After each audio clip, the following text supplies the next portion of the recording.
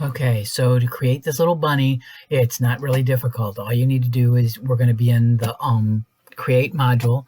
So I'm going to come up here. I'm going to do new window. So a new window pops up over here. And I want to do a particular bunny, and I have it in my clip art. So that's the bunny I'm going to do next. I don't need to change anything there. I'm going to do next. The size of the hoop that I actually want to use here is 150 by 150 because I initially, in order to get the bunny created, so I'm just going to do 150 by 150 right there. Do OK. Do next. I only want 2 colors. I don't want all that gradient stuff. Whoops, I didn't want 20. I need 2. Finish, and I now have my bunny. So now what I need to do is do a couple of things. I've got this set up. I need to go to quick create. I don't need to fill it in yet. What I want to do is I actually want a stitch that's just going to kind of go around the outside edge so I know where to lay my fabric. I'm going to change that to 2.5.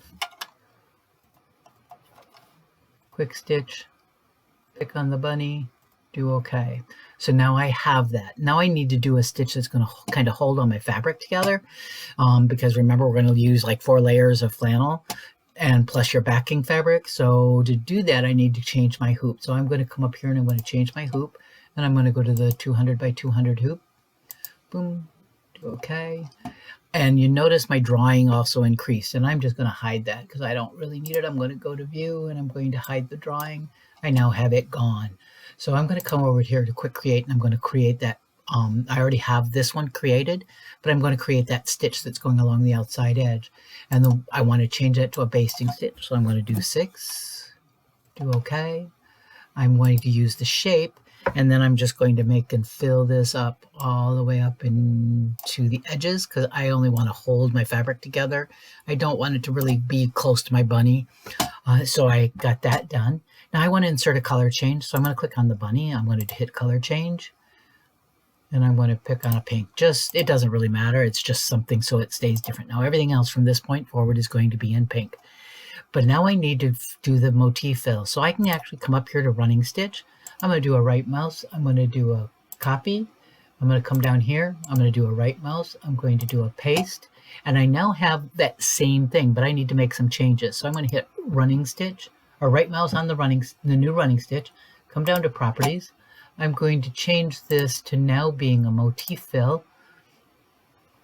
And I'm going to take the running stitch completely off.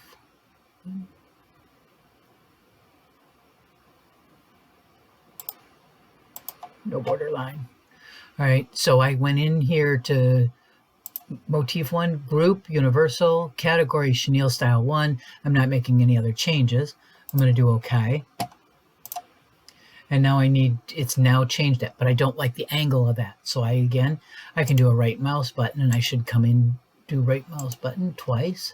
And I'm going to come into options, and I'm going to change this, and I'm going to just put an angle to it because I need it to sew on an angle instead of straight up and down or straight across. So I changed that.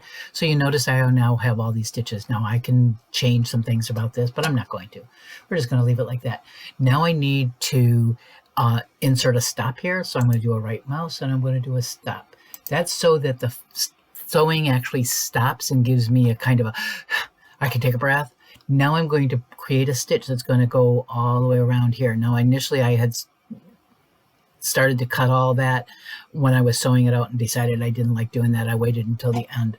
So I'm going to have this stop. I've got this. I'm going to actually go up here and get this one, right mouse. I'm going to hit copy, come down here to the stop, paste, and now I have another set of stitches, but it's just a running stitch, and I need it to actually be a double stitch, kind of like what we were doing if you were doing an applique.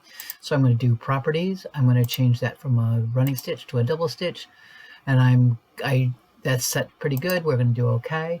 Now I need to duplicate that again. So if you noticed, it's already down here in my clipboard, so I can actually do a right mouse and a paste, and it will put it on there again. But I want it to stop here because after this double stitch here, I want it to actually do some I want to cut away the excess fabric, the excess flannel around the outside edge. So I'm going to insert a stop. And I can actually put some comments in here, and I'm going to say, cut away fabric. And I think it might actually be in the quick text, but there, cut around for an applique. It's not really an applique, but that's basically what it is. So we've got this running stitch. It's going to, I don't need it to be a running stitch now. And this is when I want it to have a satin stitch because I'm just about done. I'm going to go to properties. I'm going to change this to a satin stitch now. And I'm going to pick on satin line. And I can change the properties of this, and I can change the density. And I actually want this to be more like a 3 and not a 2. It's a little bit bigger. We're going to do okay. Now I have a satin border. Now to watch it sew out, I can come up here and I'm going to actually sew it, watch it sew. So it's going to do my first initial, let me know where I need to lay my fabric. And then I'm going to lay my fabric, making sure it's covering all those spots. Then it's going to do this stitch all the way around the outside edge. Then it's going to do all these little motif lines.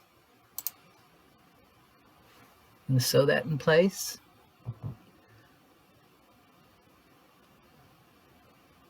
Then it's going to sew another stitch around the outside edge, and then it's going to stop.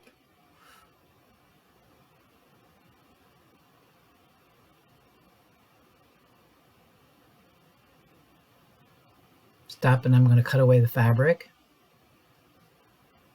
And then it's going to do the satin line, and that's basically all there is to it. So then you just save it, you're going to do the save as, and you're going to do the export, and you'll have your design.